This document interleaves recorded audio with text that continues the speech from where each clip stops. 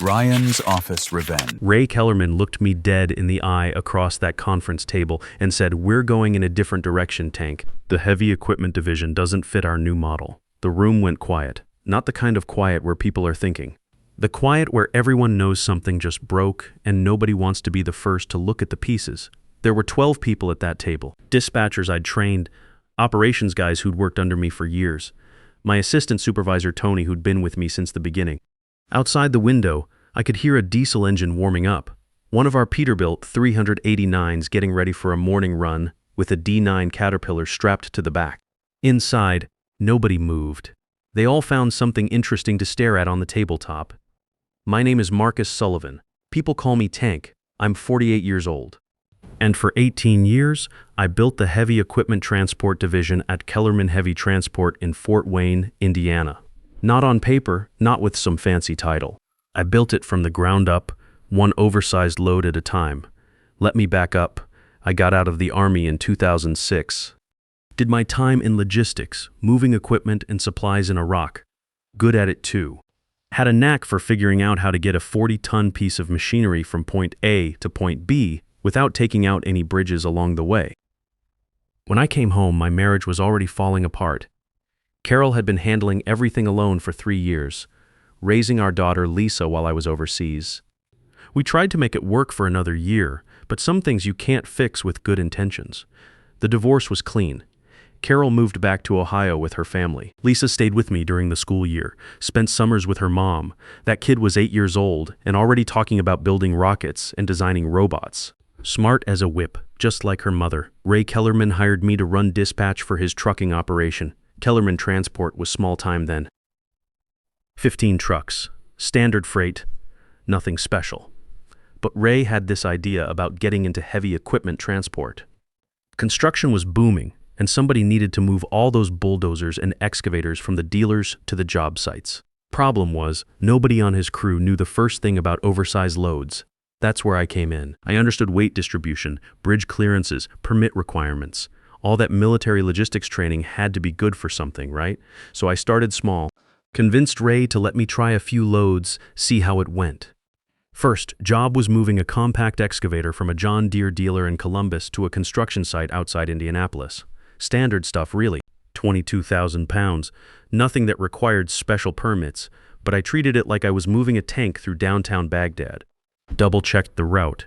Called ahead to make sure there weren't any low bridges or weight restrictions I'd missed. Delivered it on time, no problems. Ray was impressed, told me to keep looking for heavy equipment work. Within 6 months, I had us moving bulldozers, cranes, industrial generators, anything that was too big or too heavy for standard freight. I developed a system for route planning that accounted for every bridge height, weight limit, and turn radius between pickup and delivery. Built it myself on weekends, using route planning software and databases. By year 3, we had 8 trucks dedicated to heavy equipment transport. By year 10, we were running 25 specialized units. Last year, we hit 45 trucks and $4.8 million in annual revenue.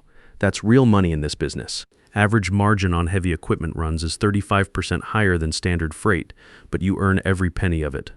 Route planning alone takes 4 times longer. One mistake on bridge clearance or weight restrictions, and you're looking at major delays, rerouting costs, sometimes equipment damage. Ray gave me the title of operations director somewhere around year 12. No equity, no ownership stake, just a title and a salary that had gone from $55,000 to $98,000 over 18 years. Sounds decent until you consider that the division I was running generated more revenue than the rest of the company combined. But here's the thing about working for a family business when you're not family. You're never really on the inside. You're the guy who makes things work so the real family can take credit when things go well and have someone to blame when they don't.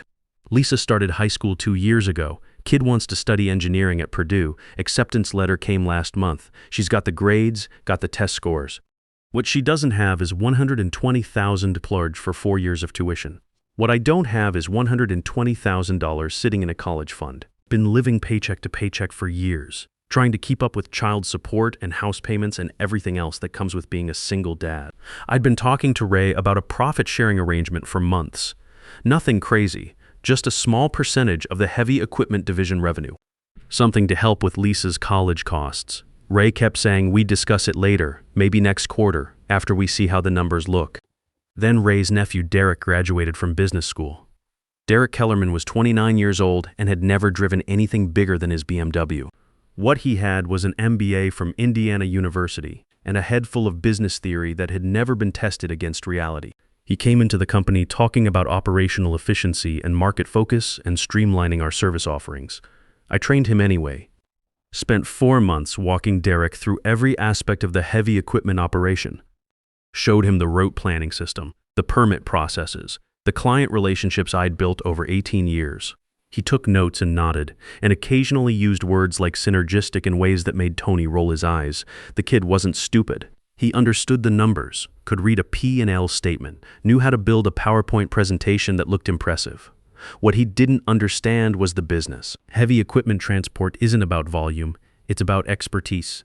You're not moving widgets from warehouse A to warehouse B. You're moving a $500,000 crane that weighs 80,000 pounds and has to go under bridges that clear by 6 inches. One mistake, and you own that crane. Derek's big idea was simple. Focus on high-volume standard freight. Heavy equipment transport was too complicated, too many variables, too much time spent on permits and route planning for loads that might only run once a month. Better to put those 45 trucks on regular freight runs. Multiple loads per week, predictable revenue. Made sense on paper, I guess.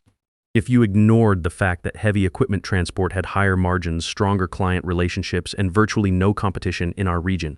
Standard freight was a race to the bottom. Every trucking company in Indiana could haul pallets and boxes. Not many could move a 60-ton excavator from Fort Wayne to Louisville without taking out a traffic light. But Derek had spreadsheets and PowerPoint presentations, so Ray listened. Kids showed him charts about market opportunities and standard freight, growth projections, operational simplification. Never mind that those projections were based on taking business away from companies that had been doing standard freight for 30 years and knew every trick in the book. That's how I ended up in that conference room on a Tuesday morning in March, listening to Ray tell me that the division I'd built from nothing was being eliminated. Derek would be taking over as operations director for the newly focused freight operation. I could stay on as a senior dispatcher if I wanted. Same salary, different title, no more heavy equipment work. I sat through the rest of that meeting for another 20 minutes, smiled when appropriate. Shook Derek's hand at the end, walked back to my office and closed the door. On my desk was the routing manual I'd written over 18 years.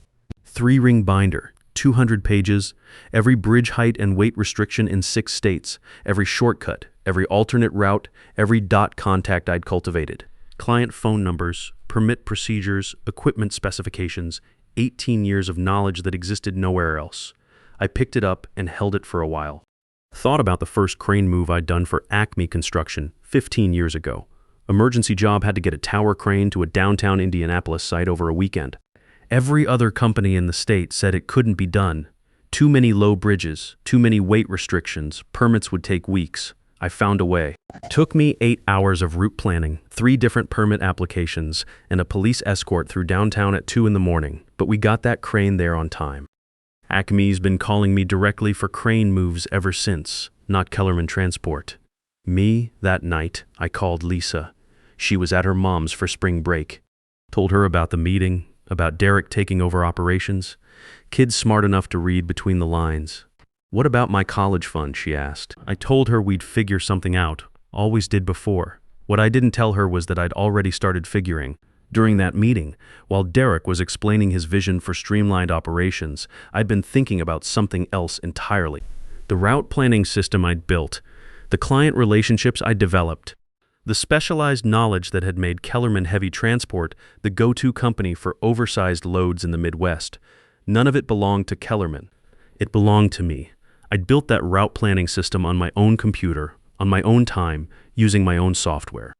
There was no intellectual property agreement in my employment contract. Ray's lawyer back in 2006 was a real estate guy who mostly did house closings. The idea that a truck driver might develop proprietary systems hadn't crossed anyone's mind. More importantly, every major client contract we had was built around my personal relationships. Construction companies didn't hire Kellerman Heavy Transport. They hired Tank Sullivan, who happened to work for Kellerman. When Acme Construction needed to move a 50-ton crane, they called my direct line. When the state DOT had an emergency equipment move, they called me at home. I spent 3 days thinking it through. Pulled out client files, looked at contract language, reviewed correspondence. Amazing how many of those contracts had clauses requiring continuity of operational leadership or designated project manager approval. Language I'd insisted on over the years to protect client relationships. Turns out I'd been protecting something else entirely. Then I called Jimmy Morrison. Jimmy owned Morrison Heavy Haul down in Indianapolis. We'd crossed paths at industry conferences over the years. Good guy. Ran a clean operation, understood the technical side of the business. He'd approached me twice in the past 5 years about joining his company. Nothing aggressive, just a standing offer. Last time we talked was at the Indiana Trucking Association meeting 6 months ago. Said he was looking to expand into northern Indiana and could use someone with my experience. We met at a truck stop outside Columbus, just coffee and conversation. Jimmy offered me operations manager, 45% pay increase, and something Ray had never offered, equity, 5% ownership stake that would vest over 5 years. Your name goes on the contracts, he said. You build it, you own it. I drove home thinking about Lisa's college fund, about 18 years of watching other people get credit for work I'd done, about Derek Kellerman explaining efficiency to dispatchers who'd been moving freight since before he could drive. Called Jimmy the next morning, told him I was in. I typed up my resignation that afternoon, 2 weeks notice, clean and professional. Before I submitted it, I did something else. I sent emails to every major client I'd worked with over the years. Acme Construction, Hartley Equipment, Midwest Crane Service, the State DOT Procurement Office. Professional notifications that I would be transitioning to Morrison Heavy Haul and that they could reach me at my new contact information going forward. Didn't badmouth Kellerman, didn't editorialize, just informed them of a change in my contact information. These were my relationships, built on my reputation, maintained through my personal service. I had every right to let my clients know where to find me. Ray read my resignation letter in about 10 seconds, asked where I was going. I told him Morrison Heavy Haul. His expression changed. Not anger, exactly. More like someone who just realized they'd left the gate open and the horses were already gone. He asked if we could work something out. Different arrangement, maybe a shared role with Derek. I told him about Morrison's offer. He said they were overpaying. I told him that was between me and them. Then he said, I gave you a chance when nobody else would. Tank, fresh out of the service, messy divorce, single dad, with baggage. This company gave you a career. I looked at him for a moment. Ray, you gave me a dispatch job. I built the career. We both know that. The next 2 weeks were interesting. People who'd barely acknowledged me in the hallway for years suddenly wanted to grab lunch. Tony stopped by my office to say he was sorry to see me go. Didn't say much else. Didn't need to. We both understood what my leaving meant for the people who actually did the work. Direct started following me around with a legal pad. Questions about everything. Client preferences, route planning methodology, permit procedures. I answered every question completely. If I was leaving clean. But there were things I didn't hand over. The route planning system lived on my personal laptop. I'd never transferred it to company servers because Kellerman didn't have servers worth mentioning when I built it. Derek never asked about it directly, which told me he didn't understand what it was or how it worked. I also didn't volunteer information about client relationships. When Derek asked if I'd set up transition calls with major accounts, I gave him contact information. Names, phone numbers, everything that was in the public files. What I didn't mention was that those clients already knew where I was going. On my last Friday, I cleaned out my desk. The routing manual went into my bag first. 18 years of institutional knowledge in a 3-ring binder. Then a photo of Lisa from her high school robotics competition last year. Kid grinning next to a robot she'd helped build. Acceptance letter from Purdue came a month later. I walked out at 5 p.m. on a Friday and drove straight to Morrison's facility in Indianapolis. Monday morning at Morrison Heavy Haul felt different. People called me Tank, not Mr. Sullivan. When I said something in a meeting, they wrote it down and actually did it. I had a real office with a door and a window facing the equipment yard. Jimmy didn't hover. He checked in once a day, asked one question, left me to work. That was new too. I started integrating my route planning system into Morrison's operations in week 2.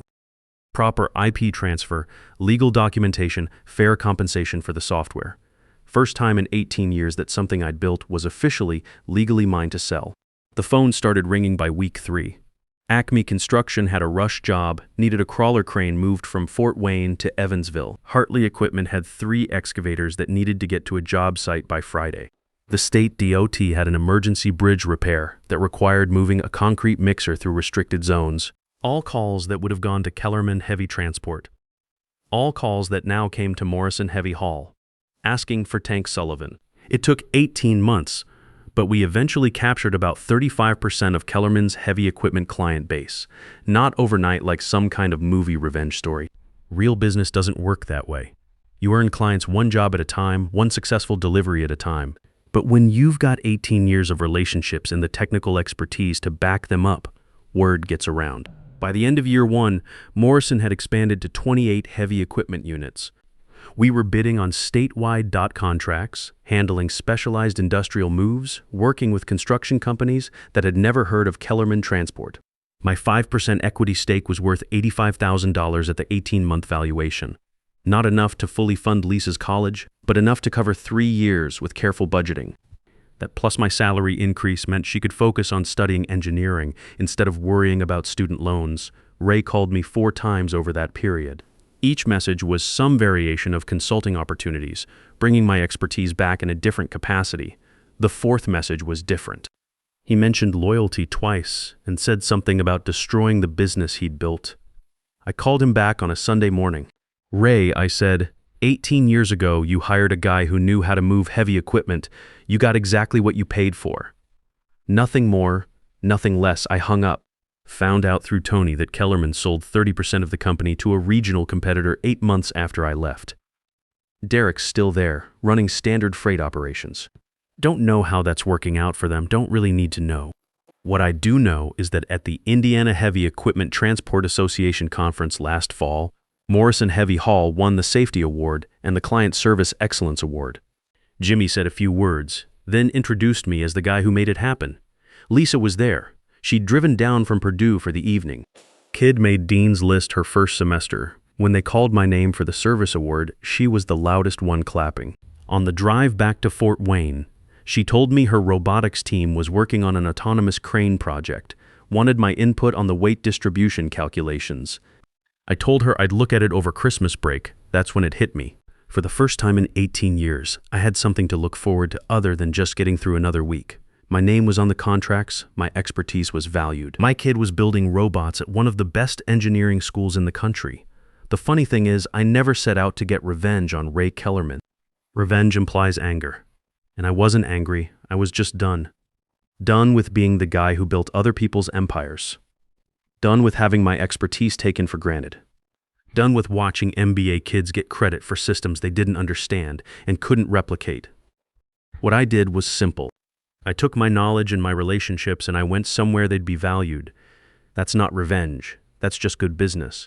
The heavy equipment transport industry is small. Word gets around fast. Within 2 years, everyone knew that Tank Sullivan had moved from Kellerman to Morrison and taken most of the expertise with him. Some people saw it as betrayal. Others saw it as long overdue. Tony called me about 6 months after I left, said things were different at Kellerman. Direct was struggling with the heavy equipment clients who hadn't followed me to Morrison. Turns out you can't just eliminate a specialized division and expect the knowledge to stick around. The route planning, the permit processes, the client relationships, all of that walked out the door with me. Kids learning the hard way that spreadsheets don't move cranes, Tony said. I told him there was always room at Morrison for experienced dispatchers. He said he'd think about it. 3 months later, he put in his notice at Kellerman. He's my assistant operations manager now, handling the day-to-day coordination while I focus on business development and client relationships. Jimmy made me a full partner 18 months after I joined. Not just equity, but real partnership. My name's on the door now. Morrison Sullivan Heavy Transport. First time in my career that my name's been on anything official. Lisa calls me every Sunday, usually with questions about some engineering project she's working on. Last week it was stress analysis on bridge supports. Week before that, hydraulic system design for heavy machinery. Kids building the future, and I'm helping pay for it with clean money from work that has my name on it. She graduates next year with a degree in mechanical engineering. Already has job offers from 3 companies, including one that specializes in crane design. Says she wants to understand the machines from the inside out, not just how to move them from place to place. I told her that's the smart way to do it. Build something that's actually yours. Today, it's been 3 years since I walked out of Kellerman Heavy Transport. Morrison Sullivan handles about 60% of the heavy equipment moves in central Indiana. We've got 40 specialized units, 25 full-time employees, and enough work to stay busy through next year. The business I built at Kellerman over 18 years, I rebuilt at Morrison in 3 years. Difference is, this time I own it. Lisa's finishing her junior year at Purdue. Kid made Dean's List again last semester. She calls me every Sunday, usually with questions about some engineering project she's working on. Last week it was stress analysis calculations for her senior design project, a mobile crane that can adjust its own counterweight based on load conditions. "Think it'll work, Dad?" she asked. I told her it would. Kid's got good instincts for engineering, gets that from her mother, but the persistence, the refusal to give up when things get complicated, that she gets from me. Ray Kellerman retired completely last year, sold his remaining stake in the company to the regional competitor who'd been buying pieces of it since I left.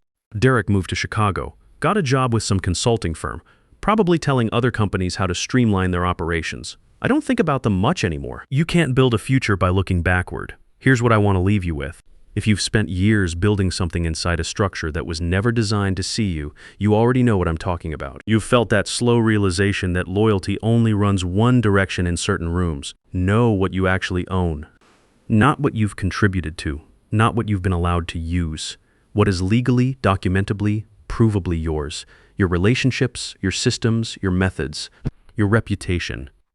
Document everything, date everything. Understand the difference between their property and your leverage. And when the day comes, don't leave angry. Leave prepared. That's when everything changes. I'm 51 now. Lisa's got 1 more year at Purdue, then she's off to build robots or design bridges or whatever catches her interest next. Morrison Sullivan Heavy Transport is profitable, growing, and built on systems I own and relationships I've earned. That's what matters. Not revenge, not proving points, just building something that's actually yours and passing it on to the people who matter. 21 years ago, I was a divorced single dad with an Army logistics background, trying to figure out how to make a living in the civilian world. Today, I'm a business owner whose daughter calls him every Sunday to talk about engineering projects. Some stories have happy endings. Sometimes you just have to write them yourself. The difference between loyalty and stupidity is knowing when the other person has already made their choice about your value. Real security isn't a paycheck from someone else's company. It's owning something so valuable that people have to come to you to get it done right.